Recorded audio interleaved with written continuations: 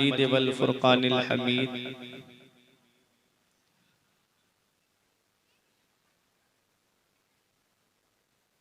या अय्युहल्लज़ीना आमनुत्तकुल्लाह व कुनू मअस्सादिकीन। आमन्तु बिल्लाह सदक़ल्लाहुल अज़ीम व सदक़ रसूलुहुन नबियुल अमीनुल करीम व नहनु अला ज़ालिका लमिनश शाहिदीन व शाकिरीन वल्हम्दुलिल्लाहि रब्बिल आलमीन। आइए हज़रात, हम और आप मिलकर सबसे पहले मुस्तफ़ा जाने रहमत, शम्ए बज़्मे हिदायत, नौ शहे बज़्मे जन्नत, काबे के बद्रुद्दुजा, तैबा के शम्सुद्दुहा, दाफ़िए जुमला बला, शाफ़िए रोज़े जज़ा, जिस नबी की अज़मत व शान को बयान करते हुए मेरा इमाम फरमाता है, सरवर कहूँ के मालिक व मौला कहूँ तुझे, सरवर कहूँ के मालिक व मौला कहूँ तुझे, बागे खलील का गुले ज़ेबा कहूँ तुझे, तेरे तो वस्फ़ ऐबे तनाही से हैं बरी, हैरा हूँ मेरे शाह मैं क्या क्या कहूँ तुझे, आखिर रज़ा ने ख़त्म सुखन इस पे कर दिया, खालिक का बंदा खल्क का आका कहूँ तुझे। तमाम लोग मोहब्बत व अकीदत के साथ उस नबी की बारगाह में, जिस नबी की अज़मत व शान को बयान करते हुए मेरे पीरो मुर्शिद हुजूर ताजो शरिया फ़ख्रे अज़हर फरमाते हैं, जहाँ में उनकी चलती है वो दम में क्या से क्या कर दें, जहाँ में उनकी चलती है वो दम में क्या से क्या कर दें, ज़मी को आसमां कर दें, सुरैया को सरा कर दें, फिजा में उड़ने वाले यूं ना इतराएं निदा कर दें, वो जब चाहें जिसे चाहें उसे फरमा रवा कर दें। तमाम लोग मोहब्बत व अकीदत के साथ गुंबद खजरा की जानिब लो लगाकर दुरूद पाक की डालियां मोहब्बत की थालियों में सजाकर पेश करें। पढ़िए बाआवाज़ बुलंद, अल्लाहुम्मा सल्ली अला सय्यिदना व मौलाना मुहम्मदिन व बारिक वसल्लिम, सलातन व सलामन अलैका या रसूल अल्लाह सल्लल्लाहु तआला अलैहि वसल्लम। हजरात, आप तमामी हजरात कि आज इस अफरा तफरी के माहौल को देख करके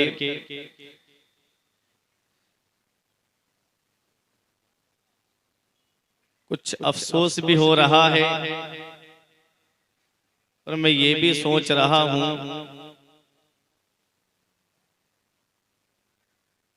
कि जलसे के अंदर कई तरह के लोग आते हैं, कुछ सुनने की नियत से आते हैं, कुछ देखने की नियत से आते हैं। बड़ी मशक्कतों के बाद, बड़ी दिक्कतों के बाद तब कहीं जाकर के ऐसे अजीम शान इजलास का इनेकाद होता है।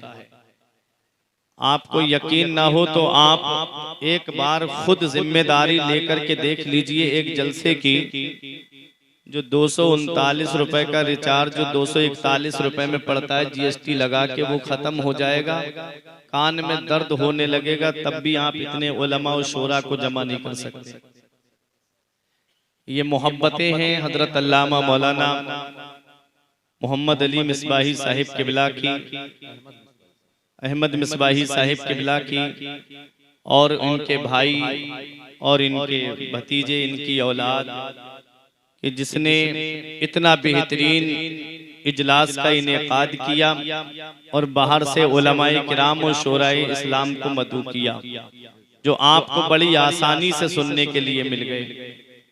तो आप जो है थोड़ी सी देर के लिए यहाँ पर तशरीफ रखें, बस 10 मिनट तक मुझे आप बर्दाश्त कर लीजिए, फिर उसके बाद 1 आध घंटे तक मैं आपको बर्दाश्त कर लूंगा।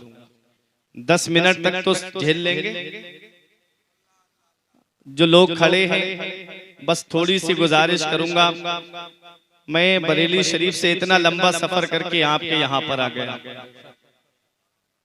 जब वापस जाऊंगा तो क्या तासुर लेके जाऊंगा। यही कि मैं हुआ की सरजमीन पे गया और सुनने वालों को मैंने देखा। आप बैठ जाएं, दुआ करूंगा आला हजरत के दयार में जाकर के आप लोगों के लिए। थोड़ा जो लोग पीछे बैठे हैं, बस मेरी मोहब्बत में आ जाइए, इससे बड़ी और क्या बात कहूं मैं आपसे। मैं नबी का वास्ता तो नहीं दूंगा, क्या पता आप नहीं उठे तो हो सकता है आप गुनाहगार हो जाएं। आ जाइए, थोड़ी सी देर के लिए चादर हटा दीजिए। जो मेरे भाई सामने बैठे हैं थोड़ा सा करीब में आ जाइएगा। अब मुझे ज्यादा गिला शिकवा नहीं है, आप बस करीब में आ जाएं। आप कुर्सी लेके करीब में आ जाइए। कुर्सी का चारों तरफ झगड़ा फैला हुआ है। एक बुजुर्ग से किसी ने पूछा था कि आप हमेशा जमीन पे क्यों बैठते हैं, कभी कुर्सी पे चारपाई पे बैठ जाया करें। आपने फरमाया था जो जमीन पे बैठता है वो कभी गिरता नहीं है। तो छोड़ें और बैठे आप अदब के साथ में। यहाँ पर जो मेरे भाई सामने बैठे आप आ जाइएगा, जब तक आएंगे नहीं आगे नहीं बढ़ूंगा मैं भी जिद्दी हूँ नदीम फैजी साहिब किबला की तरह। आ जाइए आप हजरात थोड़ा थोड़ा करीब में। जो नौजवान खड़े हुए हैं बस उन्हीं को आज पैगाम देना है, क्योंकि ये प्रोग्राम जो सजाया है ये सीरत रसूल कॉन्फ्रेंस व शान वालिदैन। वालिदैन की शान में कहाँ जलसे होते हैं, है ना, इल्ला माशाअल्लाह। लेकिन आज वालिदैन की शान क्या है, मैं मुख्तसर से वक्त में आपके सामने बयान करके बड़ी तेजी के साथ रुखसत हो जाऊंगा। बस थोड़ी सी देर के लिए एक बेहतरीन माहौल बना दीजिएगा। एक शायर ने कहा था कि बुढ़ापा क्या जवानी क्या ये बचपन बांट लेते हैं। बुढ़ापा क्या जवानी क्या ये बचपन बांट लेते हैं, न होकर दिल में गुंजाइश तो आंगन बांट लेते हैं। बुढ़ापा क्या जवानी क्या ये बचपन बांट लेते हैं, न होकर दिल में गुंजाइश तो आंगन बांट लेते हैं। नहीं मंजूर हिस्से में किसी बेटे को अपनी माँ, मगर आपस में बूढ़ी माँ के कंगन बांट लेते हैं। नहीं मंजूर हिस्से में किसी बेटे को अपनी माँ, मगर आपस में बूढ़ी माँ के कंगन बांट लेते हैं। और वक्त ठुकरा देगा एक दिन मेरी सारी ये कुर्बानियां, वक्त ठुकरा देगा एक दिन मेरी सारी ये कुर्बानियां। दामने उम्मीद में फकत नाकामियां रह जाएंगी। शादियों के बाद बेटे तो अलग हो जाएंगे, बाप के हाथों में फकत बैसाखियां रह जाएंगी। और एक शायर ने कहा था कि धूप कैसी भी हो साया नहीं खोने देता। धूप कैसी भी हो साया नहीं खोने देता, राह कैसी भी हो बेबस नहीं होने देता। बेच के अपना लहू चाहे वो रोटी लाए, बाप औलाद को भूखा नहीं सोने देता। बेच के अपना लहू चाहे वो रोटी लाए, बाप औलाद को भूखा नहीं सोने देता। एक एतबार से ये प्रोग्राम मिसाले सवाब की भी गर्ज से रखा गया है। बस आप थोड़ी सी देर के लिए यहाँ पर बैठे। मैं भी नौजवान हूँ और आप भी नौजवान यहाँ बैठे हैं। कुछ नसीहत की बातें आएंगी। दुआ है परवरदिगार पहले मुझे बाद में आपको अमल करने की तौफीक अता फरमाए। मोहब्बत से जरा दुरूद पाक पढ़ के सुनाइए। अल्लाहुम्मा सल्ली अला सय्यिदिना व मौलाना मुहम्मदिन व बारिक वसल्लिम सलातुं व सलामुन अलैका या रसूल अल्लाह सल्लल्लाहु ताला अलैहि वसल्लम। मैंने कुरान मुकद्दस की एक आयत करीमा तिलावत करने का शरफ हासिल किया है।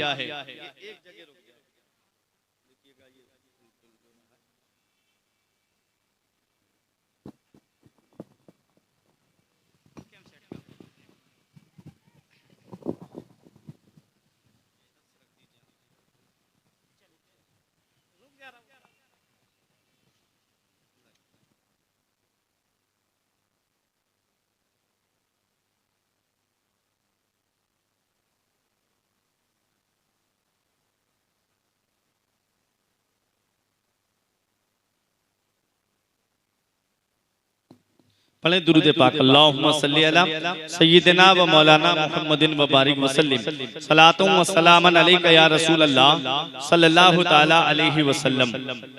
हज़रात, मैंने कुरान मुकद्दस की एक आयत करीमा तिलावत करने का शरफ हासिल किया।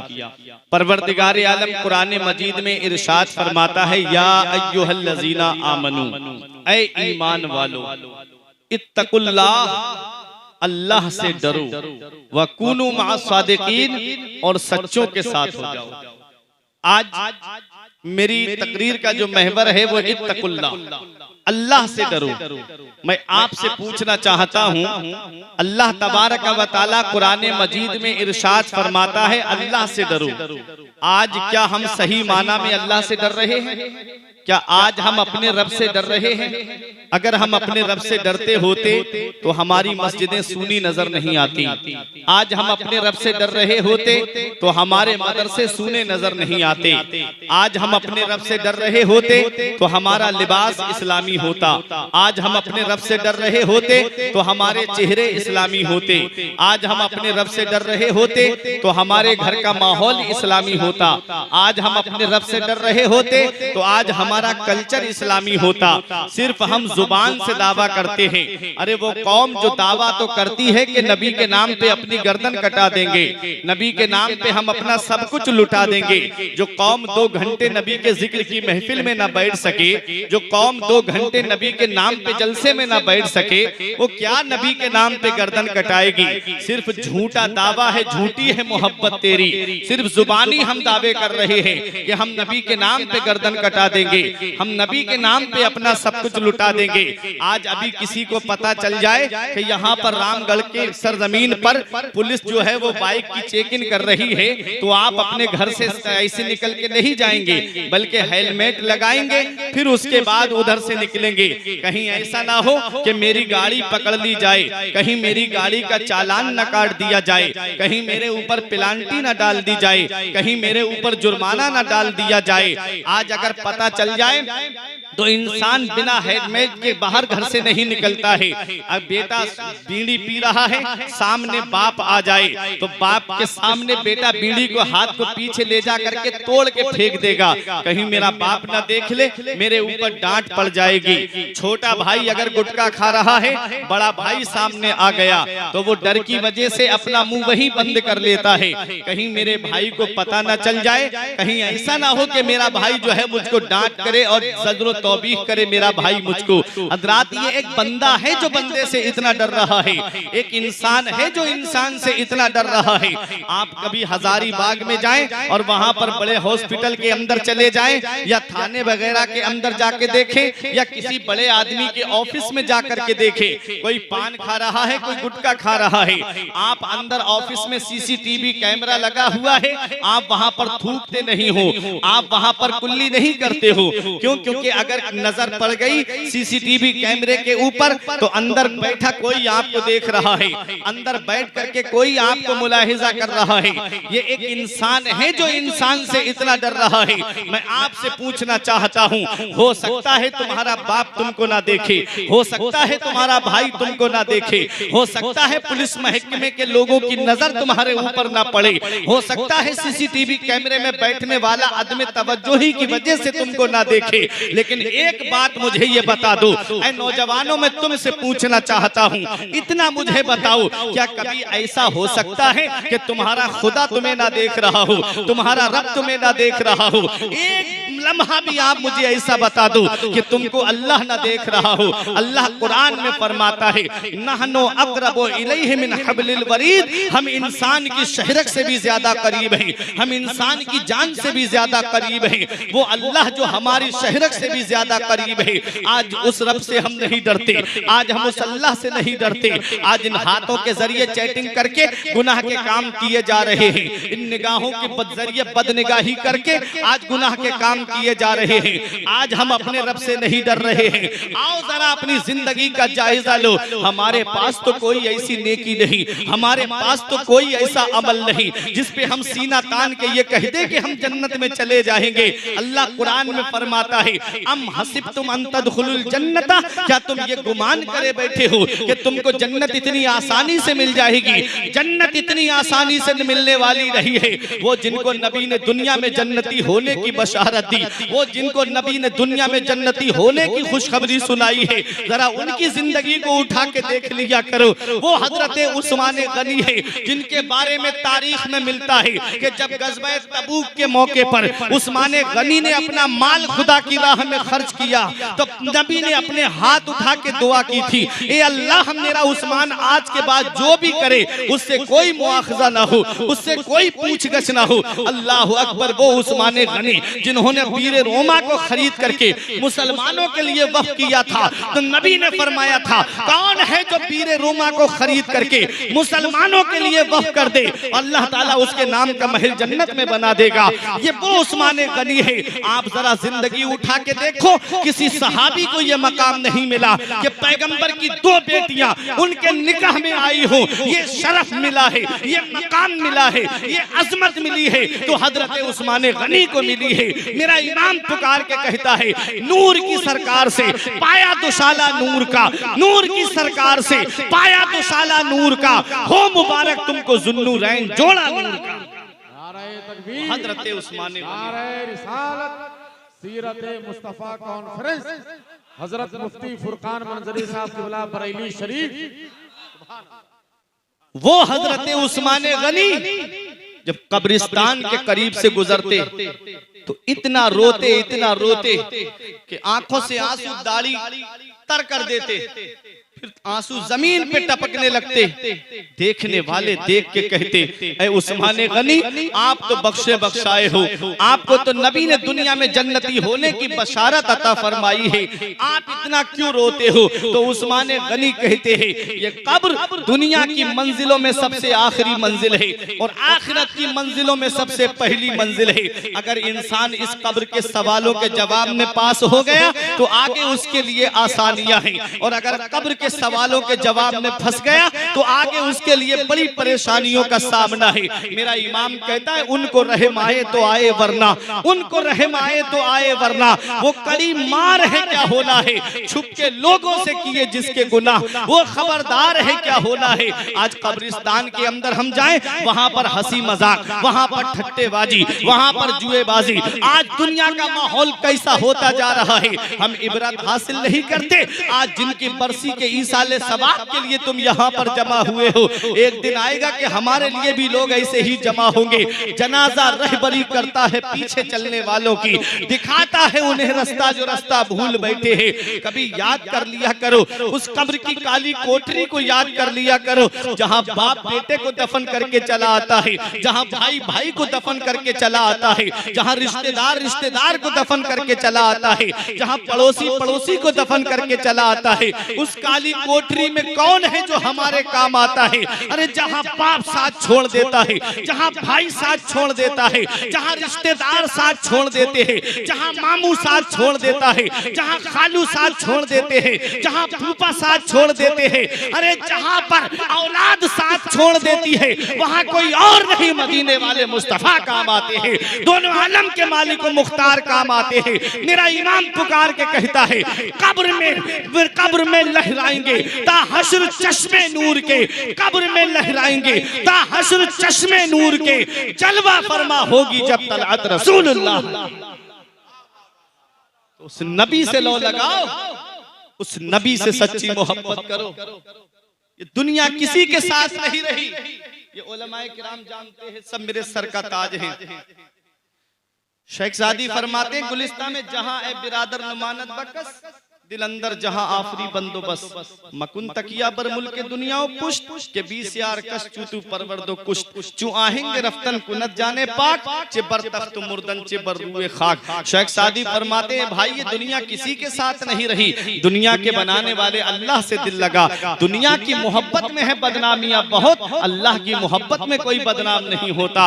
अल्लाह तबारक व तआला से दिल लगा, अल्लाह तबारक व तआला से सच्ची मोहब्बत कर, अल्लाह तबारक व तआला से सच्ची मोहब्बत कर। शेख सादी फरमाते हैं दुनिया की दौलत पे भरोसा मत कर, दुनिया के मुल्क पे भरोसा मत कर, दुनिया की जाहो हशमत पे भरोसा मत कर कि अल्लाह ने बहुत तेरे जैसों को पाला और मार डाला। तुमसे ज्यादा दौलत वाले दुनिया में आए हैं, तुमसे ज्यादा हसीन और जमील दुनिया में आए हैं, तुमसे ज्यादा खूबसूरत दुनिया में आए हैं, तुमसे ज्यादा सरवत वाले दुनिया में आए हैं। अरे कारून को आप देख लो, शेख सादी फरमाते कारून हिलाक शुद्ध के चहल खाना गंज दाश्त, नौशेरवाना मुर्दवा नामे नेकू गुजाश्त। फरमाते कारून हिलाक हो गया जो 40 घर खजाना रखता था, नौशेरवा नहीं मरा, दुनिया में नेक नाम छोड़ के चला गया। पता चला है प्यारे मुसलमानों, दुनिया में सिर्फ नेकी बाकी रहती है, दुनिया में हुस्ने अखलाक बाकी रहता है, दुनिया में मोहब्बत से बोलना बाकी रहता है। कब तक इस तरह से जिंदगी गुजरती रहेगी, कब तक हम इस दुनिया के झांसे में फंसते रहेंगे। बड़े बड़े दौलत वाले इस दुनिया में आए हैं, बड़े बड़े पैसे वाले दुनिया में आए हैं, बड़ी बड़ी सरवत वाले दुनिया में आए हैं और इस दुनिया से चले गए, उनका नामो निशान मिट गया। आज उनकी दौलत के बंटवारे हो गए, दौलत का भी नामो निशान मिट गया, लेकिन जो अच्छे काम दुनिया से करके गए आज भी लोगों के दिलों में जिंदा है। इमाम गजाली फरमाते हैं इंसान मर के कब्र में चला जाता है और अच्छा इंसान लोगों के दिलों में चला जाता है, फिर लोग उसे याद रखते हैं, अपनी जुबान पे याद रखते हैं, उसे दिल से याद करते हैं। ऐ लोगों अच्छे काम करके दुनिया से जाओ, तो इस तरह से दुनिया से जाओ कि तुम्हारा नबी तुमसे राजी हो, तुम्हारा रसूल तुमसे राजी हो, तुम्हारा खुदा तुमसे राजी हो। और जब जनाजा उठे तो ये कहा जाए लहिद में इश्क रुखे शह का दाग लेके चले, लहिद में इश्क रुखे शह का दाग लेके चले, अंधेरी रात सुनी थी चराग लेके चले। तो इस दुनिया से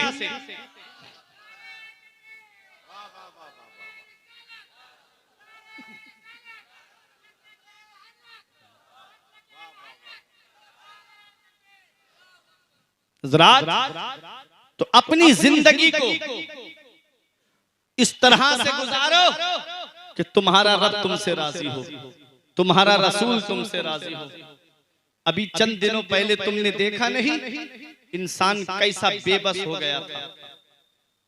अभी जब ये कोरोना काल फैला था ना, वो जिनको दौलत पे नाज था, वो जिनको पैसे पे नाज था, वो जिनको सरमाए पे नाज था, वो जो अपनी सेहत पे घमंड करते थे, मौला अली शेरे खुदा फरमाते दौलत पे और सेहत पे कभी भरोसा ना करे, क्योंकि बीमारी लगने में वक्त नहीं लगता है, पैसे के जाने में वक्त नहीं लगता है। वो दौलत वाले उन्हें हॉस्पिटल में जगह मिलने की तो बात बहुत दूर की है, उनको एक बेड तक नसीब नहीं हुआ। कोई घर पे चारपाई पे ऑक्सीजन तलाश करते करते दुनिया से चला गया। देखा नहीं तुमने, हल्का सा झटका दिया मेरे रब ने, दुनिया हिल के रह गई, दुनिया हिल के रह गई। उस रब की पकड़ से डरो, इन्ना बत्श रब्बिका लशदीद, तेरे रब की पकड़ बहुत सख्त है। जब अल्लाह पकड़ता है तो कोई छुड़ाने वाला नसीब नहीं होता। इसलिए नौजवानों, ये जिंदगी कब तक इस तरह से गुजारते रहोगे? वो नौजवान जो मोबाइल की स्क्रीन पे जिंदगी गुजार रहा है, वो नौजवान जिसकी जिंदगी देखो तो मोबाइल की स्क्रीन पे गुजर रही है। आज तालीम से उनको मतलब नहीं, एजुकेशन से उनको मतलब नहीं, शिक्षा से उनको मतलब नहीं, तालीम से कोसों दूर होते चले जा रहे हैं। फिर रोना रोया जाता है, मुसलमानों के नाम की नौकरी नहीं, मुसलमानों के नाम की जॉब नहीं। अरे तालीम हासिल करोगे तब ना जॉब मिलेगी, तालीम हासिल करोगे तब ना नौकरी मिलेगी। और जब तालीम के नाम पर जाओगे और गाड़ियां दौड़ा करके घर पे वापस चले आओगे, कहां से तुमको जॉब मिलेगी? आज उनका हाल देख लो, गैर मुस्लिमों की बस्ती से गुजरना शाम के वक्त में ईशा के करीब में, उनके बच्चे किताबें लेके पढ़ते हुए मिलेंगे, और मुसलमानों की बस्ती से गुजरो, 4-5 बच्चे जगह जगह टोली बना करके कोई पबजी खेल रहा है, कोई फ्री फायर गेम खेल रहा है, कोई व्हाट्सएप चला रहा है, कोई फेसबुक चला रहा है, कोई इंस्टाग्राम पे गंदी तस्वीरें देख के अपनी नजरें गंदी कर रहा है। ये हाल आज मेरी कौम का हो गया है। फिर रोना रोया जाता है कि मुसलमानों को सताया बहुत जा रहा है, मुसलमान परेशान बहुत हो रहे हैं, मुसलमानों पे जुल्म और सितम के पहाड़ तोड़ दिए गए हैं। कभी तुमने कुरान का फरमान सुना? अल्लाह कुरान में फरमाता है, कुलिल्लाहुम्मा मालिकल मुल्क तुतिल मुल्का मन तशाउ व तंजिउल मुल्का मिम्मन तशाउ व तुइज्जु मन तशाउ व तुजिल्लु मन तशाउ बियदिकल खैर इन्नका अला कुल्ली शैइन कदीर। सारे बादशाहों का बादशाह अल्लाह है। दुनिया में जितने बादशाह हैं, सारे बादशाहों का बादशाह अल्लाह है। तुतिल मुल्का मन तशाउ, अल्लाह जिसे चाहता है उसे बादशाह बना देता है। व तंजिउल मुल्का मिम्मन तशा, और अल्लाह जिससे चाहता है उससे बादशाह छीन लेता है। व तुइज्जु मन तशाउ व तुज़िल्लु मन तशाउ, अल्लाह जिसे चाहता है उसे इज्जत अता फरमाता है और अल्लाह जिसे चाहता है उसे जलील कर देता है।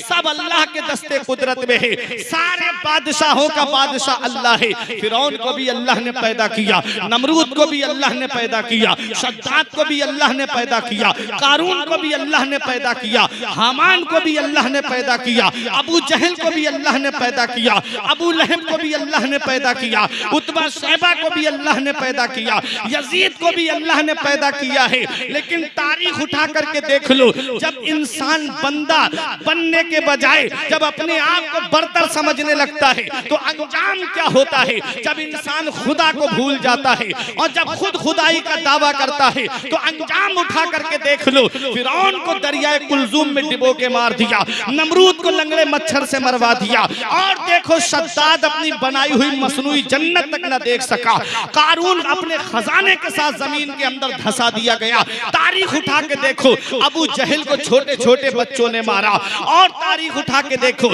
यजीद दर्दे कौलेंज से मर करके दुनिया से चला गया। इनके नामो निशान मिट गए। लेकिन इतना याद रखना प्यारे मुसलमानों, अल्लाह सारे बादशाहों का बादशाह अल्लाह है। उस रब की बारगाह में झुक जाओ। मेरा रब कुरान में फरमाता है वला तहिनु वला तहजनु व अंतुमुल आलौना इन कुंतुम मोमिनीन। गम मत करो, सुस्ती मत उठाओ, तुम ही बुलंद रहोगे बशर्त के तुम मुसलमान बन जाओ, बशर्त के तुम मुसलमान बन जाओ। आज अपने गिरेबान में झांक के देखो, क्या सीना तान के तुम ये कह सकते हो कि मैं मुसलमान हूँ? क्या तुम पूरे फख्र के साथ और एतमाद कुल्ली के साथ ये कह सकते हो कि मैं मुसलमान हूँ? सिर्फ गोश्त खाने का नाम मुसलमान नहीं है, सिर्फ रोटी खाने का नाम मुसलमान नहीं है। नबी इरशाद फरमाते हैं अल मुस्लिमु मन सलिमल मुस्लिमून मिन लिसानिही व यदी। मुसलमान वो है जिसके हाथ से और जुबान से दूसरे मुसलमान महफूज रहे, जो ना हाथ से किसी मुसलमान को तकलीफ पहुंचाए। सीरत मुस्तफा कॉन्फ्रेंस, पैगामे मुस्तफा। मुसलमान वो है जो ना हाथ से किसी मुसलमान को तकलीफ दे और ना जुबान से किसी मुसलमान को तकलीफ दे। आज हमारा हाल, अगर एक मुसलमान भाई तरक्की कर रहा है तो दूसरा उसकी बुनियाद खोखली करने में लगा हुआ है। वो आज अपने मजहब के नाम पे एक हो गए, तुम अपने इस्लाम के नाम पे एक ना हो सके। ये आज मेरी कौम के अंदर खराबियां हैं। खानदान खानदान से नफरत, बाप बेटे से नफरत कर रहा है, भाई भाई से नफरत कर रहा है, चचा ताऊ के अंदर बिगाड़ पैदा है। सिर्फ क्या है, मैं बरतर हूं, मेरे पास दौलत आ जाए, मेरे पास पैसा आ जाए, मेरे पास सरमाया आ जाए। नबी फरमाते जिसके दिल में राई के दाने के बराबर भी हसद होगा वो जन्नत में दाखिल नहीं होगा। कभी सोचा ये हसद कैसी बीमारी है? हसद जिसके अंदर होता है, हसद नेकियों को ऐसे खा जाता है जैसे आग लकड़ी को खा जाता है। लेकिन ये बीमारी आज मेरी कौम के अंदर पाई जाती है। अल्लाह हम सबको इस बीमारी से महफूज फरमाए। अपने दिल को पाक करो। आका फरमाते हैं मोमिन मोमिन के लिए बुनियाद में लगी हुई ईंट की तरह है, एक ईंट दूसरी ईंट को मजबूत करती है। जब हम मकान बनाने खड़े होते हैं तो बुनियाद में ईंट लगाते हैं तो वो ईंट कमजोर रहती है, जब दूसरी ईंट उसके ऊपर रख दी जाती है तो नीचे वाली ईंट मजबूत हो जाती है। क्या आज हम अपने भाई को तकवीयत पहुंचा रहे हैं? क्या आज हम अपने भाई को मदद कर रहे हैं? क्या आज हम अपने भाई के काम आ रहे हैं? नहीं, आज ये माहौल है। आज हमारे यहाँ बहुत थोड़ी सी जमात है जिसे सिख जमात कहा जाता है। सिखों की बहुत थोड़े से लोग हैं, वो ज्यादा नहीं है।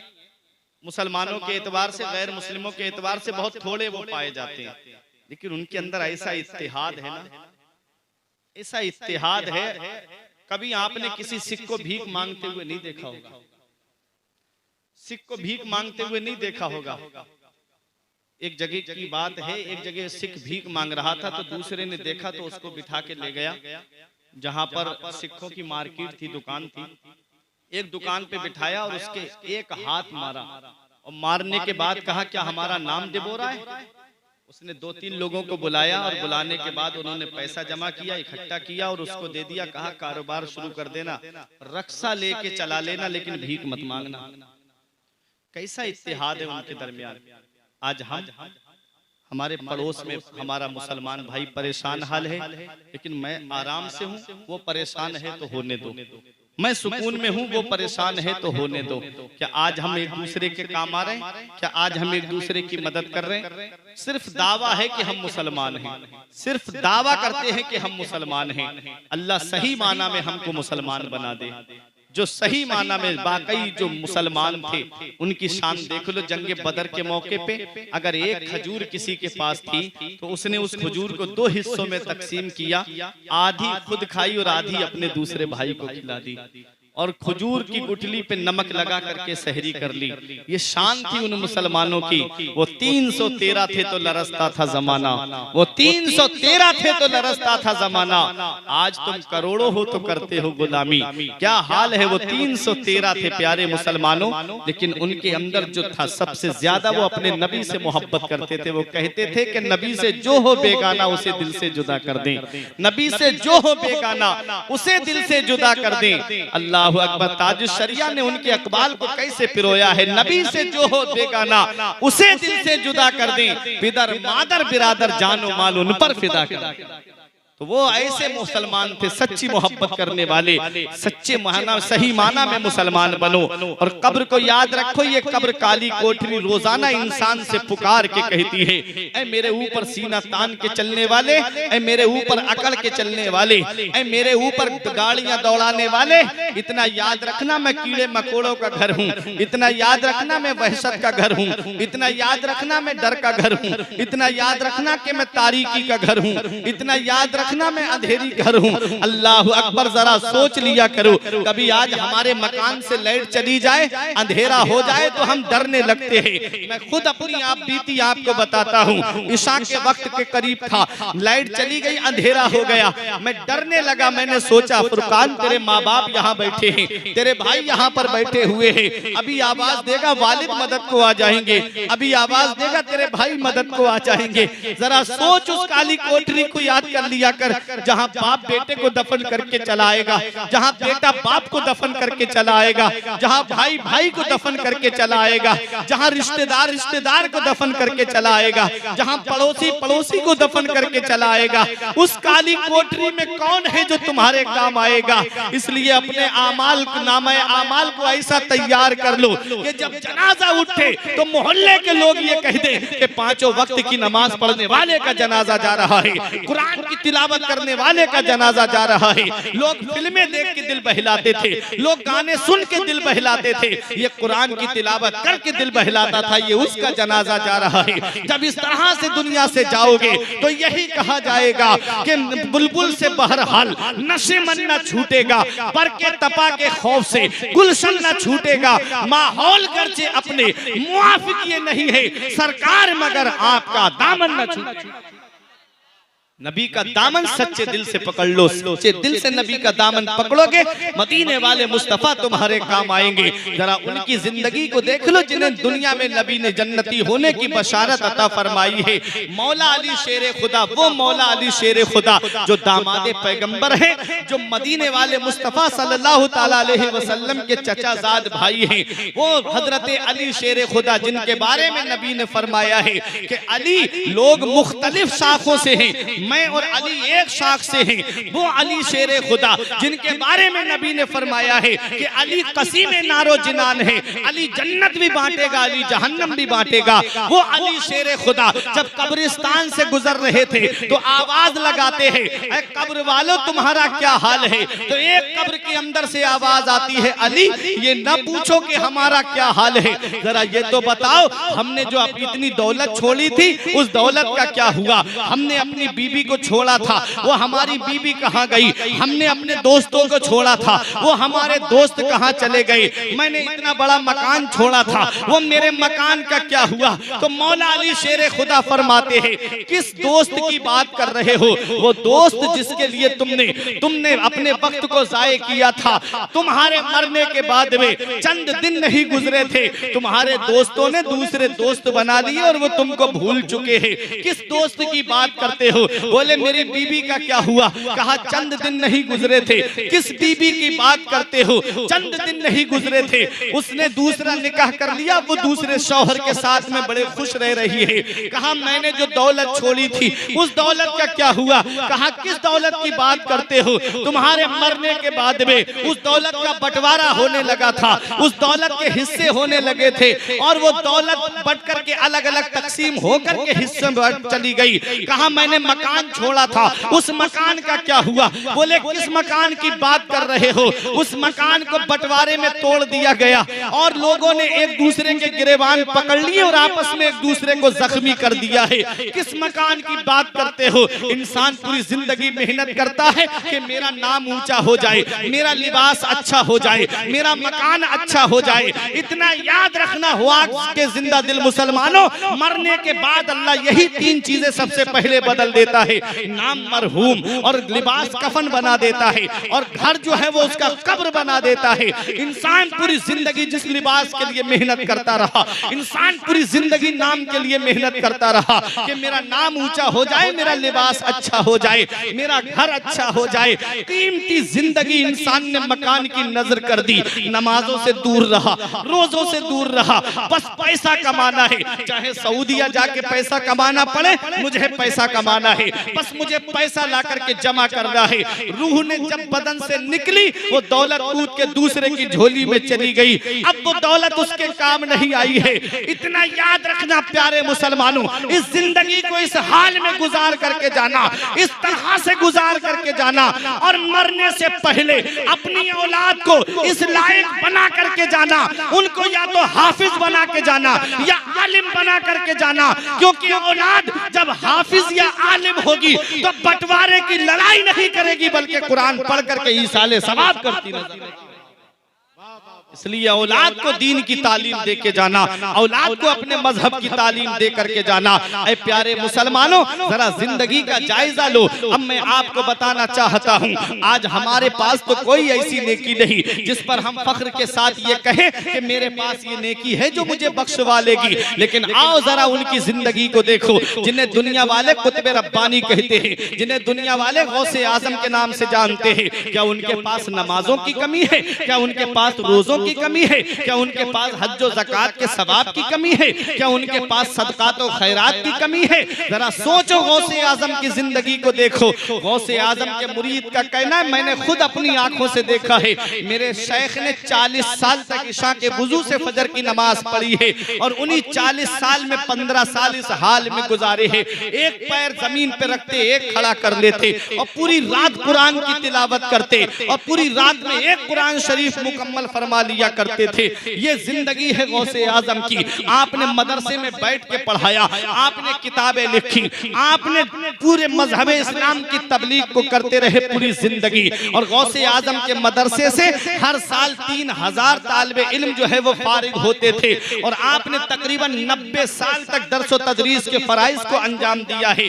1,30,000 आलिम गौसे आजम ने इस कौम को अता फरमाए हैं। जरा सोचो तो सही, इतनी बड़ी शख्सियत जिसके पास नमाजों की कमी नहीं, जिसके पास रोजों की कमी नहीं, लेकिन शेख सादी फरमाते हैं किसी ने देखा कि सहरी के वक्त में कोई काबे का गिलाफ पकड़ के रोके कह रहा था, मौला मेरी नेकियां अपनी बारगाह में कबूल फरमा ले, मौला मेरे सदकात अपनी बारगाह में कबूल फरमा ले, मौला मेरे अच्छे अमाल अपनी बारगाह में कबूल फरमा ले। अगर मेरी नेकियां तेरी बारगाह में कबूल नहीं है, मौला क़यामत के दिन मुझे अंधा करके उठाना। किसी ने कहा, इस तरह रोके अपने रब को मनाने वाले, जरा अपना नाम तो बता दे। उस बच्चे ने कहा था, मेरा नाम शेख अब्दुल कादिर जिलानी है। कहा, तू इस तरह की बात क्यों कर रहा है कि कयामत के दिन मुझे नाबीना करके उठाना। कहा, कयामत में नबी होंगे, कयामत में सिद्दीकीन होंगे, कयामत में शुहदा होंगे, कयामत में सालेहीन होंगे, अल्लाह के नेकोकार परहेजगार बंदे होंगे। अब्दुल कादिर की नेकियां कबूल नहीं होंगी तो अब्दुल कादिर उनके सामने शर्मिंदा हो जाएगा।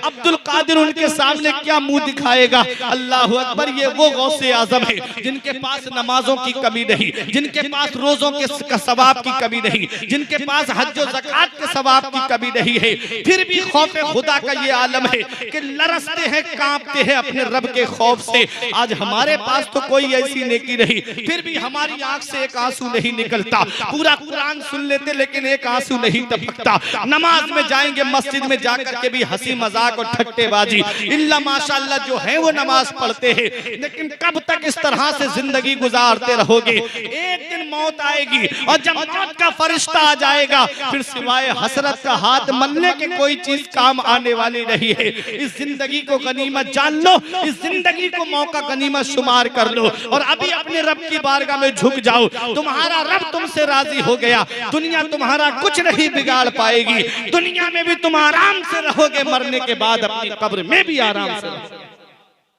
इसलिए ऐ मेरे नौजवानों, आओ जरा जिंदगी देखो।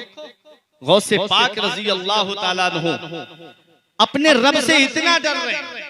करामतें तो हम बहुत सुनते हैं, लेकिन कभी उनकी जिंदगी को देख लिया करो कि किस तरह से गौसे आजम ने जिंदगी को गुजारा है।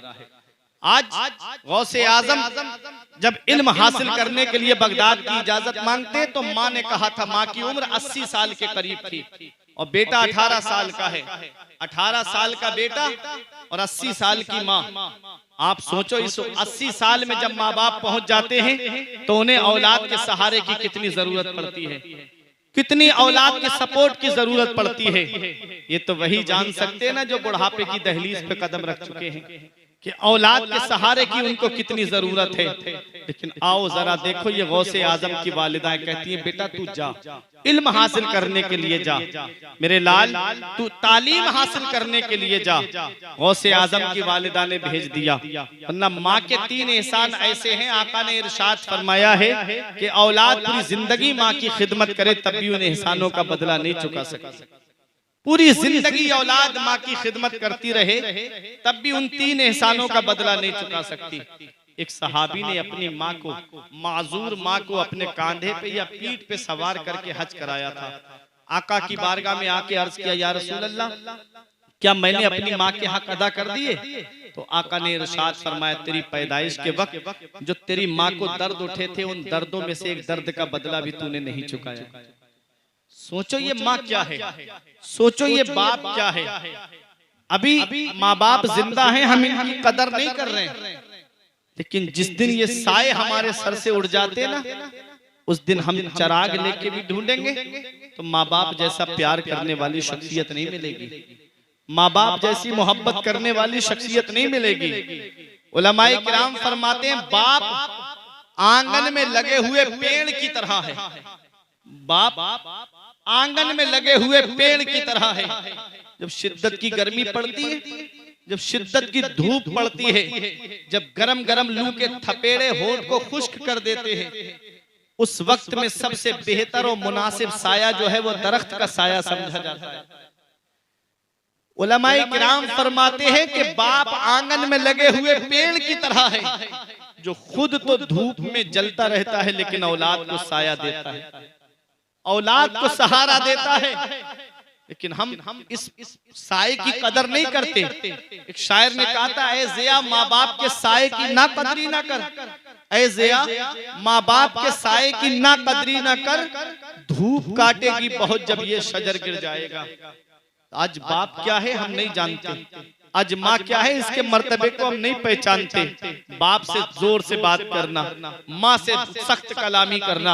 अल्लाह कुरान में फरमाता है, 15वां पारा खोल के देखो, अल्लाह ने माँ बाप से बात करने का सलीका बताया। अल्लाह कुरान में फरमाता है, वक़ज़ा रब्बुका अल्ला तअबुदू इल्ला इय्याहु व बिल वालिदैनि इहसाना।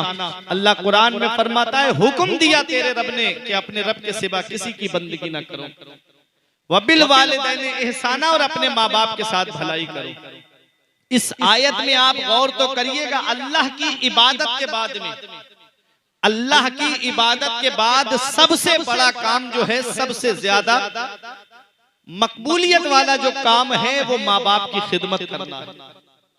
हजरत अब्दुल्ला इब्ने मसूद सहाबी रसूल हैं। आका इरशाद फरमाते हैं कि आका की बारगाह में एक सहाबी आए, आराबी थे, और आके कहते हैं आका अय्यो अमालिन अफदलु, या रसूल अल्लाह सबसे बेहतर अमल क्या है?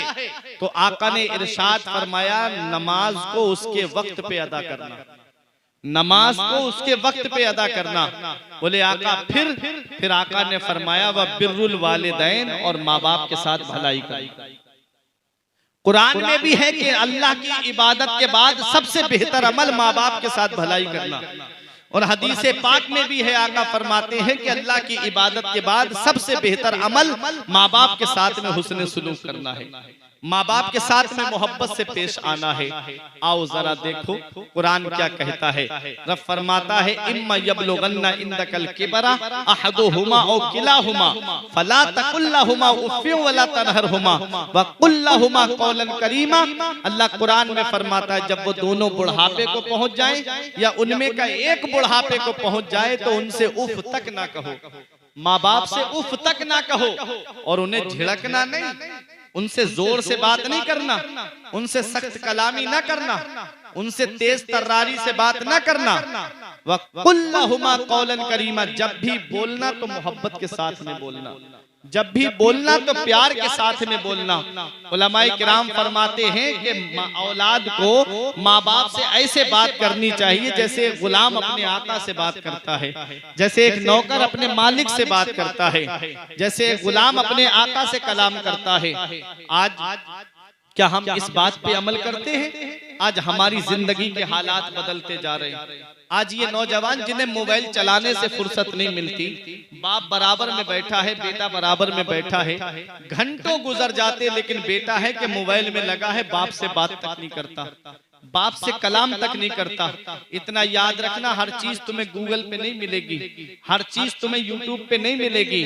कुछ जिंदगी के सलीके जो हैं वो बुजुर्गों से मिलते हैं, कभी इनके पास में बैठ जाया करो, ये तुम्हें बताएंगे कि जिंदगी कैसे गुजारी जाती है, ये तुम्हें बताएंगे कि जिंदगी के सलीका कैसे आता है, ये तुम्हें बताएंगे जो हर ठंडे गर्म से फायदा उठाए हुए हैं, ये जिंदगी के शब रोज गुजारे हुए हैं, ये जानते हैं कि कौन इंसान वफादार है और कौन इंसान गद्दार है, ये तुम्हें सारे तरीके बताएंगे। कभी इन बुजुर्गों के पास में बैठ जाया करो, अपने माँ बाप की कदर कर लो। इसका पता तब चलता है जब ये साए हमारे सर से उड़ जाते हैं। फिर चिराग लेके भी ढूंढोगे तो माँ बाप जैसा प्यार करने वाली शख्सियत तुमको नहीं मिलेगी, माँ बाप जैसी मोहब्बत करने वाली शख्सियत तुमको नहीं मिलेगी। इसका पता तब चलता है कि माँ बाप क्या है जब आदमी खुद बाप बनता है, जब खुद की औलाद होती है ना तब पता चलता है कि बाप क्या है। जब खुद की औलाद को कोई तकलीफ हो जाए ना, अभी मेरे बच्चे को बुखार आ गया था तो मैं पूरी रात बैठकर उसके सराहने बैठा रहा, मेरी बीवी भी सराहने बैठी रही। मैंने कहा तुम सो जाओ, वो कह रही थी तुम सो जाओ। मैंने कहा बच्चे की तबीयत ठीक नहीं है, हमें नींद कहाँ से आएगी, बच्चे को आराम नहीं है, हमें चैन कहाँ से आएगा। फिर हमने कहा कभी सोच लिया करो, अपने बचपन को याद कर लिया करो। आज हमारी औलाद बीमार पड़ गई, आज हमारी औलाद जो है बुखार में है तो हमको रात में नींद नहीं आती। आज तो दौर बड़ा तरक्की कर गया, आज का दौर इतना तरक्की याफ्ता दौर है कि आज हर घर में मोटरसाइकिल है, अक्सर घरों में कारें हैं, अक्सर घरों के अंदर जो है सवारियों का इंतजाम है। अगर सवारी नहीं है तो रोड पे निकल जाओगे, कोई ना कोई सवारी आपको मिल जाएगी। जरा पीछे पलट के जाओ, अपने बचपन में 35-40 साल पीछे जरा पलट के जाओ, इतना दौर तरक्की याफ्ता दौर नहीं था। इस भाई साहब से पूछो, ये बताएंगे आपको जब ये जवानी पे होंगे तो इतना दौर तरक्की याफ्ता दौर नहीं था। किसी किसी के घर में साइकिल पाई जाती थी, कई गांव इकट्ठा करते तो किसी एक के घर में कार मिलती, लेकिन आज का दौर इतना तरक्की कर गया, आज हर घर में कार है, हर घर में अक्सर घरों में कारें हैं, अक्सर घरों में मोटरसाइकिलें हैं, इतना सवारी का इंतजाम हो गया। आज हमारी औलाद बीमार पड़ गई, अगर हमको रामगढ़ के डॉक्टर से फायदा नहीं होता हजारीबाग लेके भागते, वहां के डॉक्टर से फायदा नहीं होता रांची लेके जाते, यहाँ भी फायदा नहीं होता तो दिल्ली एम्स वगैरह में लेके जाते। क्या कहते हैं डॉक्टर साहब, मकान बिके तो बिक जाए, घर बार बिके तो बिक जाए, प्रॉपर्टी बिके तो बिक जाए, सरमाया बिके तो बिक जाए, खुद तुमको भी अगर गिरवी रखना पड़ेगा तो रख दूंगा, लेकिन मेरी औलाद को कुछ नहीं होना चाहिए। आज तुम्हारी औलाद बीमार पड़ गई, तुम परेशान हो गए। आज तुम्हारी औलाद को थोड़ी सी तकलीफ क्या हो गई, तुम्हारी रातों की नींदें उड़ गई। कभी अपने बचपन को देख लिया करो मेरे भाइयों कि जब बचपन में तुम बीमार पड़े थे तो यही तुम्हारा बूढ़ा बाप, जिसको आज तुम मोहब्बत से नहीं देखते, यही तुम्हारा बाप तुम्हें सीने से लगा करके डॉक्टरों के पास लेके गया था। आज जिस माँ से तुम प्यार से बात नहीं करते, वही माँ तुमको जो है अपनी चादर उसने जाड़े में तुझको उड़ा दी, खुद ठिठरती हुई चली गई डॉक्टर के पास में, लेकिन तुझे सर्दी नहीं लगने दी। उस माँ की कुर्बानियों को भुला दिया, उस बाप की कुर्बानियों को भुला दिया। बारिश आई, बाप ने अपना छाता औलाद के ऊपर कर दिया, खुद भीगता चला गया, लेकिन औलाद को भीगने नहीं दिया। आज वही औलाद जवान हुई, 4 पैसे क्या कमाने लगी, माँ बाप का बिस्तर घर से बाहर कर दिया, खुद के कमरे में एसी लगा है, एयर कंडीशनर रूम है, और माँ बाप है कि झोपड़ी में रह के अपनी जिंदगी गुजार रहे हैं, माँ बाप है कि टीनों में रह करके अपनी जिंदगी के शबो रोज बसर कर रहे हैं। ईद के दिन तुम्हारे बच्चे सेवई खाएं और माँ बाप तुम्हारे बच्चों का चेहरा देखें, बकरा ईद के दिन तुम्हारे बच्चे गोश्त खाएं और माँ बाप तुम्हारे बच्चों का चेहरा देखे। क्या इसी दिन के लिए माँ बाप ने औलाद को जवान किया था? क्या इसी दिन के लिए माँ बाप ने औलाद को पाला था? कौन सा मुंह लेके जाओगे महबूबे दावर के सामने, कौन सा चेहरा लेके जाओगे शाफे महशर के सामने? ये दुनिया हमेशा की नहीं है। उलमा फरमाते हैं पहली मोहब्बत माँ बाप की है जो दुनिया में बदला मांगती है। ये मौलाना रूम ने फरमाया कि पहली मोहब्बत माँ बाप की है जो दुनिया में बदला मांगती है। अगर तुम अपने माँ बाप के साथ भलाई करोगे तो तुम्हारी औलाद तुम्हारे साथ भलाई करेगी। अगर तुमने अपने माँ बाप के साथ भलाई नहीं की तो बुढ़ापे में ये उम्मीद मत करना कि तेरी औलाद तेरा सहारा बन जाएगी। इसलिए माँ बाप जिंदा है तो उनकी कदर कर लो, माँ बाप हयात हैं तो उनकी खिदमत करके अपना नाम जन्नतियों की फहरिस्त में लिखा लो। क्यों? क्योंकि मदीने वाले मुस्तफा रमजान शरीफ के महीने में जब मिंबर शरीफ पे तशरीफ लाए तो मिंबर शरीफ की 3 सीढ़ियां होती हैं। अक्सर जगहों पे देखा गया 3 जीने होते हैं, 3 सीढ़ियां होती है। आका ने पहले जीने पे कदम रखा, कहा आमीन। दूसरे जीने पे कदम रखा, कहा आमीन। तीसरे जीने पे कदम रखा, आका ने कहा आमीन। सहाबाई किराम ने बाद में अर्ज किया, या रसूल अल्लाह, आज हमने ऐसा मामला देखा है जो हमारी समझ में नहीं आया। आका ने फरमाया, क्या देखा मेरे सहाबा? अर्ज करते हैं, या रसूल अल्लाह, आपने जब पहले जीने पे कदम रखा तो आमीन कहा, दूसरे जीने पे कदम रखा तो आमीन कहा, तीसरे जीने पे कदम रखा तो आमीन कहा। आका आमीन कहा, आपने मतलब समझ में नहीं आया। तो मेरे आका फरमाते हैं, जब मैं मस्जिद में दाखिल हुआ तो जिब्राइल अलैहिस्सलाम आए, बुलबुले सिदरा आए, तायरे सिदरा आए, और जैसे ही मैंने पहले जीने पे कदम रखा, जिब्राइल ने कहा, या रसूल अल्लाह, जलील ख्वार हो जाए वो शख्स जो अपने माँ, जो जिसके सामने आपका नाम लिया जाए और वो आपके ऊपर दुरूद ना पड़े। तो मेरे आका ने फरमाया, मैंने कहा आमीन। आमीन का मतलब क्या है? जिब्राइल, जैसा तुम कह रहे हो वैसा ही हो जाए। जैसे इमाम साहब जब नमाज में किरत करते हैं, अलहम्द शरीफ पढ़ते हैं, तो आप आमीन कहते हो। मतलब क्या है? आप कहते हो जो इमाम साहब दुआ कर रहे हैं वही हमारी दुआ है। जब इमाम साहब दुआ के लिए हाथ उठाते हैं, आप पीछे आमीन कहते हो। मतलब क्या है? जो इमाम साहब कह रहे हैं वही हमारी दुआ है। आमीन का मतलब क्या है? जो इमाम साहब दुआ कर रहे हैं वही दुआ हमारी है। मेरे आका फरमाते, जिब्राइल ने कहा, आका जलीलो ख्वार हो जाए वो शख्स जिसके सामने आपका नाम लिया जाए और वो आपके ऊपर दुरूद ना पड़े। मेरे आका ने कहा आमीन। जब मेरे आका फरमाते, दूसरे जीने पे मैंने कदम रखा तो जिब्राइल ने कहा, आका जलीलो ख्वार हो जाए वो शख्स के जो अपने माँ बाप को बुढ़ापे में पाए और अपना दाखिला जन्नत में ना कराए। मेरे आका कहते, मैंने कहा आमीन।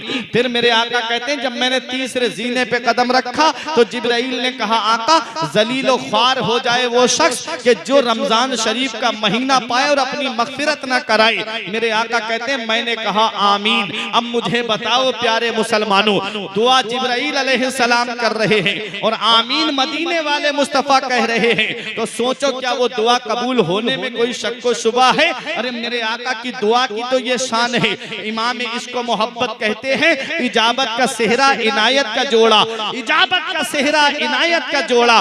दुल्हन बन के निकली दुआए मोहम्मद, इजाबत ने झुककर गले से लगाया बड़ी नाज से जब दुआए मोहम्मद। हजरत अल्लामा मुफ्ती फुरकान मंजरी साहब किबला, सुभान अल्लाह। तो माँ बाप को जो बुढ़ापे में पाए और उनकी खिदमत करके अपना दाखिला जन्नत में ना कराए, ऐसा शख्स जलीलो ख्वार हो जाए। ये दुआ की जिब्राइल अलैहिस्सलाम ने और आमीन कहा है मदीने वाले मुस्तफा ने। अब आप सोचो ये माँ बाप कितनी बड़ी नेमत है। अल्लाह तबारक व तआला की इतनी बड़ी नेमत है, इसका पता तब चलता है जब ये साए हमारे सर से उठ जाते। फिर चराग लेके भी ढूंढोगे तो माँ बाप जैसा प्यार करने वाली शख्सियत नहीं मिलेगी, माँ बाप जैसी मोहब्बत करने वाली शख्सियत नहीं मिलेगी। मेरे आका की बारगाह में एक सहाबी आए, अर्ज करते हैं या रसूल अल्लाह इजाजत दें, मैं जिहाद में जाना चाहता हूँ। नौजवान सहाबी हैं, कहते हैं आका इजाजत अता फरमाए, मैं जिहाद में जाना चाहता हूँ। ये शुरू इस्लाम की बात है। उस वक्त बाजुओं की जरूरत थी मेरे आका को, तलवार चलाने वालों की जरूरत थी मेरे आका को, उस वक्त मुजाहिदीन की जरूरत थी मेरे आका को। तो मेरे आका ने ये नहीं फरमाया कि चलो तुम जिहाद में चले जाओ। आका ने सबसे पहले पूछा क्या तुम्हारे माँ बाप हैं? अर्ज किया हाँ या रसूल अल्लाह मेरे माँ बाप हैं। आका ने फरमाया फफीहिमा फजाहिर, तो तुम अपने माँ बाप के पास चले जाओ और माँ बाप की खिदमत करो। अल्लाह तबारक व तआला तुम्हें जिहाद का भी सवाब अता फरमाएगा और माँ बाप की खिदमत का भी सवाब अता फरमाएगा। ये मदीने वाले मुस्तफा माँ बाप का मर्तबा बता रहे हैं। ये सीरत मुस्तफा कॉन्फ्रेंस है ना, नबी की शान देखो। जब मेरे आका तशरीफ ला रहे थे मक्का मुकर्रमा की सरजमीन की तरफ, तो मक्के और मदीने के बीच में एक जगह है मकामे अबवा, चंद पत्थर रखे हुए थे। मेरे आका वहीं पर बैठ गए और आका इतना रोए कि आंखों से आंसू बहने लगे। सहाबा ने अर्ज किया या रसूल अल्लाह आप रो रहे हैं? तो मेरे आका ने फरमाया ये तुम्हारे नबी की वालिदा की कब्र है। हजरते आमिना की कब्र मुबारक थी। मेरे आका अपनी माँ की कब्र के पास बैठ के इतना रो रहे, इतना रोए कि आंखों से आंसू दाढ़ी मुबारक को तर कर गए। अल्लाह अकबर। आका फरमाते मुझे मेरी माँ के वो आखिरी जुमले याद आते जो मेरी माँ ने आखिरी वक्त में मुझसे कहे थे। अल्लाह अकबर। ये माँ क्या है? मदीने वाले मुस्तफा बता रहे कि माँ बाप का मर्तबा क्या है। दोनों आलम का मालिक व मुख्तार अपनी माँ को याद करके हमें माँ बाप से मोहब्बत करने का पैगाम दे रहा है। अगर माँ बाप जिंदा हैं तो उनकी खिदमत कर लो, और माँ बाप का इंतकाल हो गया है तो आका फरमाते जुमे के दिन माँ बाप की कब्र की जियारत कर लो, तो गोया ऐसा है जैसे उनकी जिंदगी में तुमने जियारत की है, उनकी हयात में तुमने जियारत की है। तो ऐ प्यारे मुसलमानों, माँ बाप की कद्र कर लो। नौजवानों, जिस दिन ये साया सर से उठ जाता है उस दिन कोई मोहब्बत से बात करने वाला नहीं मिलता। सिर्फ दो जात ऐसी हैं दुनिया में, एक माँ की एक बाप की, जो बगैर लालच और बगैर मतलब के औलाद से मोहब्बत करती है। उसके अलावा हर किसी की मोहब्बत में आपको मतलब मिलेगा, कुछ ना कुछ लालच मिलेगा, लेकिन वाहिद माँ बाप की मोहब्बत ऐसी है दुनिया में कि जो बगैर लालच और बगैर मतलब के अपनी औलाद से मोहब्बत करते हैं। यमन के नौजवान सहाबी जब आका की बारगाह में आए तो आके अर्ज करते हैं या रसूल अल्लाह मैं आपकी बारगाह में आया हूँ, अब वापस नहीं जाऊंगा। कहाँ आए थे? मदीने की सरजमीन पर। सुने आखिरी बात बताता हूँ, तकरीर बहुत जल्दी खत्म करने जा रहा हूँ। मेरे आका की बारगाह में आके बोले आका अब मैं आपकी खिदमत में आ गया हूँ, वापस नहीं जाऊंगा। कहाँ? मदीने शरीफ में। अल्लाह अल्लाह। वो मदीने की सरजमीन जिसके बारे में मेरे आका फरमाते जिससे हो सके कि वो मदीने में मरे तो वो मदीने ही में मरे, क्योंकि जो मदीने में मरेगा मैं उसकी शफाअत करूंगा। आला हजरत कहते तैबा में मर के ठंडे चले जाओ आंखें बंद, सीधी सड़क ये शहर शफाअत नगर की है। उस मदीने की सरजमीन पे सहाबी रसूल तशरीफ लाए हैं। नबी फरमाते मदीने की मिट्टी में शिफा है। अल्लामा हसन ने कहा ना हो आराम जिस बीमार को सारे जमाने से, उठा ले जाए थोड़ी खाक उनके आस्ताने से। उस मदीने की सरजमीन पे सहाबी रसूल आए हैं। आका से अर्ज करते हैं या रसूल अल्लाह जितनी जिंदगी बची है अब मदीने ही में मैं गुजारूंगा, इंतकाल हो गया तो मेरा मदफन मदीने में बनेगा, या रसूल अल्लाह इजाजत अता फरमाए। तो आका ने इरशाद फरमाया, हल लका अबवाया, क्या तुम्हारे माँ बाप जिंदा है? अर्ज किया, हाँ या रसूल अल्लाह मेरे माँ बाप जिंदा है। नबी ने इरशाद फरमाया, क्या उनसे पूछ के आए हो, क्या उनसे इजाजत लेके आए हो? अर्ज करते, हाँ या रसूल अल्लाह मैं उनसे पूछ के आया हूँ। नबी फरमाते हैं, क्या तुमने उनसे ये पूछा है कि अब उनका बेटा जा रहा है, अब वापस नहीं आएगा? अर्ज करते, हाँ या रसूल अल्लाह मैंने उन्हें ये भी बताया है कि अब मैं जा रहा हूँ, वापस नहीं आऊंगा। नबी इरशाद फरमाते हैं, जब तुमने ये कहा था कि अब उनका बेटा जा रहा है, वापस नहीं आएगा, तो माँ बाप की हालत कैसी थी? वो हंस रहे थे कि रो रहे थे? सहाबी अर्ज करते हैं, या रसूल अल्लाह जब मैंने माँ बाप से ये कहा था कि अब उनका बेटा जा रहा है, वापस नहीं आएगा, तो कहते हैं आपस में गले लग करके फूट फूट करके रो रहे थे कि अब बेटा जा रहा है, वापस नहीं आएगा। बेटे की मोहब्बत में फूट फूट करके रो रहे थे। मदीने वाले मुस्तफा को जलाल आ जाता है। आका इरशाद फरमाते हैं, इरजी इलैहिमा फअदहिकहुमा कमा अबकैतहुमा, ए मेरे सहाबी वापस चले जाओ, जहां से आए हो वहीं चले जाओ, और जैसे माँ बाप को रुला के आए हो वैसे उन्हें हंसा दो। तेरे माँ बाप यमन में खुश हो जाएंगे, तेरा नबी तुझसे मदीने में राजी हो जाएगा। तेरा नबी तुझसे मदीने में राजी हो जाएगा। और माँ बाप को सता करके अजमेर के चक्करों पे चक्कर लगाने वालों, माँ बाप दवाई के लिए परेशान है, माँ बाप एक एक पैसे के लिए परेशान है, और बेटा है कि अजमेर के चक्करों पे चक्कर लगा रहा है, बेटा है कि बगदाद के चक्करों पे चक्कर लगा रहा है। माँ बाप एक एक पैसे के लिए परेशान है, और बेटा उम्र के टूरों पे टूर करता हुआ नजर आ रहा है। इतना याद रखना, नबी फरमाते हैं, माँ बाप की रजा में अल्लाह की रजा है, और माँ बाप की नाराजगी में अल्लाह की नाराजगी है। अगर तुझसे तेरे माँ बाप नाराज है तो ना अल्लाह राजी है, ना उसका रसूल राजी है, और माँ बाप राजी है तो तुझे अजमेर जाने की जरूरत नहीं है, तुझे बगदाद जाने की जरूरत नहीं है। अल्लाह माँ बाप के वसीले से अजमेर के गरीब नवाज को तेरे घर पे भेज देगा, बगदाद के गौसे आजम को तेरे घर पे भेज देगा। इसलिए माँ बाप को राजी कर लो। माँ बाप जिससे राजी हो जाते हैं उसकी दुनिया भी सवर जाती है, उसकी आखिरत भी सवर जाती है, और जिसके माँ बाप दुनिया से नाराज होके चले गए वो दुनिया में भी जलीलो ख्वार हो जाता है, और मरने के बाद भी उसको सजा मिलेगी, वो अपनी जगह मुसल्लम है। इसलिए माँ बाप हयात है तो उनकी खिदमत कर लो। उलमाए किराम फरमाते हैं, अगर माँ बाप के पैर पकड़ के भी माफी मांगना पड़े तो माँ बाप को राजी कर लो। कोई भी माँ बाप अपने औलाद से ज्यादा दिनों तक नाराज नहीं रहते हैं। अगर औलाद माफी मांगती है तो माँ बाप औलाद को माफ कर देते हैं। माँ बाप को राजी कर लो। अगर माँ बाप राजी हो गए तो अल्लाह भी राजी हो जाएगा, उसका रसूल भी राजी हो जाएगा। इसलिए ऐ नौजवानों, ये दुनिया चंद दिन की है, माँ बाप की खिदमत कर लो।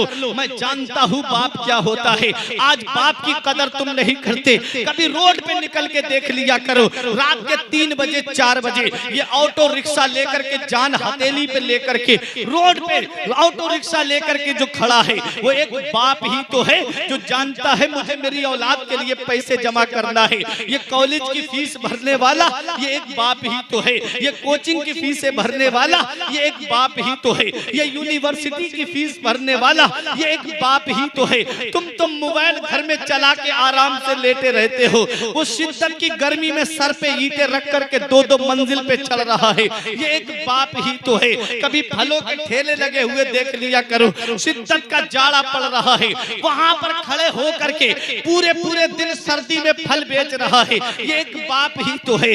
गर्मी की शिद्दत की गर्मी पड़ रही है, उस शिद्दत की गर्मी में पूरे पूरे दिन खड़े होकर के फल बेच रहा है, ये एक बाप ही तो है। पूरे दिन सब्जियां अपने ठेले पे रख करके गांव-गांव घूम के बेच रहा है, ये एक बाप ही तो है। जो जानता है मुझे औलाद के लिए पैसा जमा करना है, जो जानता है मुझे औलाद के लिए दौलत जमा करनी है, जो जानता है कि मेरी औलाद बुढ़ापे में, जब मैं बुढ़ापे पे पहुंचूं तो मेरी औलाद जो है किसी लायक बन जाए ताकि वो मेरा सहारा बन जाए। आज वही औलाद है जब जवानी की दहलीज पे पहुंची, माँ बाप बुढ़ापे में पहुंच गए तो माँ बाप का बिस्तर घर से बाहर कर दिया। माँ बाप को एक एक पैसे के लिए तरसाने वालों, कभी अपने बचपन को देख लीजा करो। जब बचपन में तुम पैसे मांगते थे, बाप मना नहीं करता था, अपनी औलाद को पैसे खर्चे को देता था। बुढ़ापे में माँ बाप एक एक पैसे के लिए परेशान है, माँ बाप दवाई के लिए परेशान है, और बेटा दोस्तों के साथ पार्टियां करता फिर रहा है। बेटा है जो है वेटरों को जाकर के टिप दे करके चला आता है। अल्लाह दूसरे पारे में इरशाद फरमाता है, सबसे बेहतर खर्चा वो है जो माँ बाप को दिया जाता है। तो आप माँ बाप को खर्चा दो, माँ बाप तुमसे राजी हो गए तो अल्लाह तुमसे राजी हो जाएगा, उसका रसूल तुमसे राजी हो जाएगा। धूप कैसी भी हो साया नहीं खोने देता, धूप कैसी भी हो साया नहीं खोने देता, राह कैसी भी हो बेबस नहीं होने देता। बेच के अपना लहू चाहे वो रोटी लाए, बाप औलाद को भूखा नहीं सोने देता। इसलिए बाप की कदर कर लो, माँ की कदर कर लो। जिस दिन ये साया सर से उठ गया, उस दिन चिराग लेके भी ढूंढोगे तो माँ बाप जैसा प्यार करने वाली शख्सियतें तुम्हें नहीं मिलेगी, माँ बाप जैसी मोहब्बत करने वाली शख्सियत तुमको नहीं मिलेगी। ये शान वालिदैन कॉन्फ्रेंस है। माँ बाप अल्लाह की कितनी बड़ी नेमत। कुरान की उस आयत का तर्जमा बता दूं, अल्लाह फरमाता है, इम्मा यबलुगन्ना इंदकल किबरा अहदुहुमा व किलाहुमा फला तकुल लहुमा उफ़्फ़िन वला तनहरहुमा व कुल लहुमा कौलन करीमा। अल्लाह फरमाता है, जब वो दोनों बुढ़ापे को पहुंच जाएं या उनमें का एक बुढ़ापे को पहुंच जाए तो उसे झिड़कना नहीं, उससे जोर से बात नहीं करना, सख्त कलामी ना करना, उन्हें उफ तक ना कहना। जब भी बोलना तो मोहब्बत के साथ में बोलना, जब भी बोलना तो प्यार के साथ में बोलना। ये कुरान में रब फरमा रहा है कि माँ बाप से कैसे बात करनी चाहिए, माँ बाप से कैसे कलाम करना चाहिए। आगे रब फरमाता है, वख्फिद लहुमा ज़नाह ज़ुल्ल मिनर रहमा व कुर रब्बिरहमहुमा कमा रब्बयानी सगीरा। अल्लाह फरमाता है, अपने माँ बाप के लिए मेहरबानी का बाजू बिछाओ।